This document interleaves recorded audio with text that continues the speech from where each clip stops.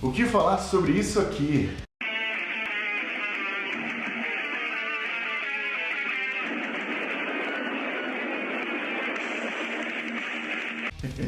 Não, parabéns pra esse cara, velho.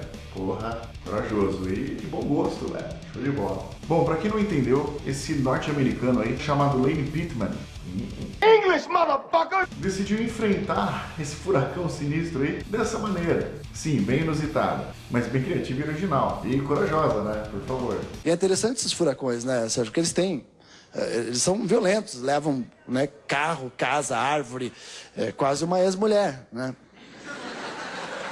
O nome desse furacão chama Matthew.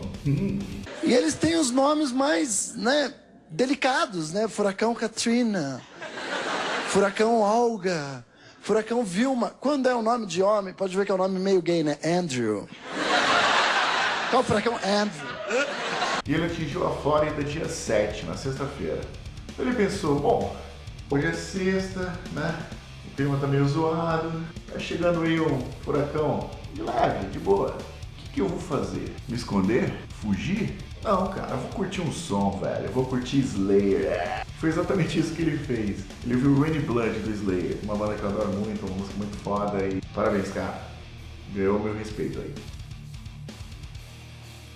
E aí esse vídeo que ele tá lá, curtindo o som, balançando a cabeça, sem camiseta, segurando a bandeira dos Estados Unidos e tudo mais, viralizou aí nesses últimos dias. E eu achei bem na hora, cara, bem peculiar. Mas isso me fez pensar em algumas coisas. Como seria se a trilha sonora fosse diferente? Tipo essa aqui. Malandramente, a menina inocente se envolveu com a gente só pra poder curtir. Malandramente. Ou essa aqui. Pega a metralhadora.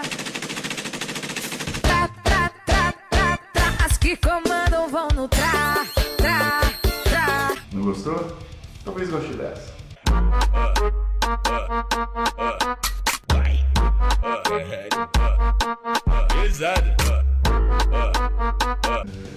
Que bosta.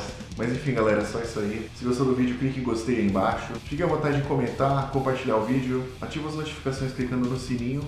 E se não for inscrito, se inscreve aí, beleza? Valeu, falou. Até a próxima.